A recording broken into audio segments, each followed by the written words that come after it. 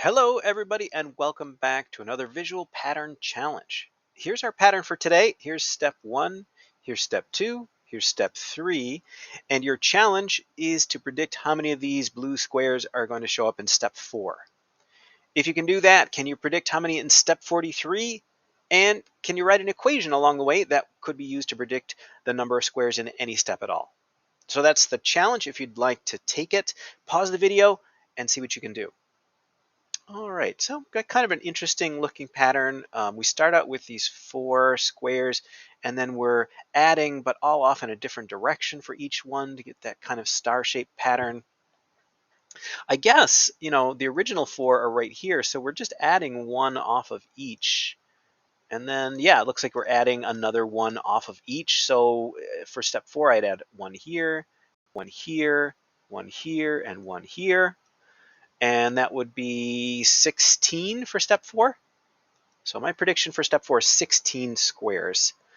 And you might have a good idea about what kind of a pattern this is. Let's verify your guess here by looking at the numbers. I'll make a chart with the step number and the number of squares in each step.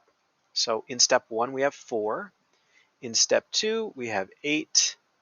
In step 3 we've got 12. And in step 4 we're predicting 16.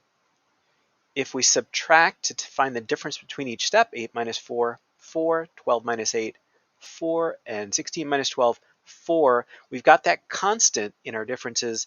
That means the pattern is linear. And I bet you had an inkling. It seemed to be growing pretty steadily, going up by the same amount each step. That's what a linear pattern is.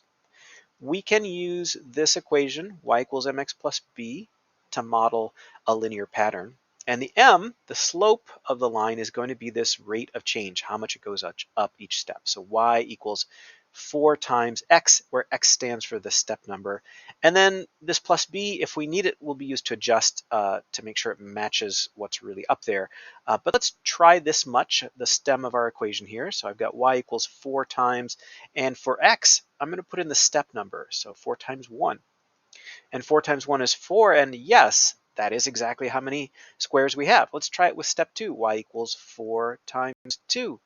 That's how many we have. 4 times 2 is 8. We've got 8 squares here, and so forth. You can check with the rest of them. It's going to work. This is our equation. Our b is 0 in this case, so we just write y equals 4 times x.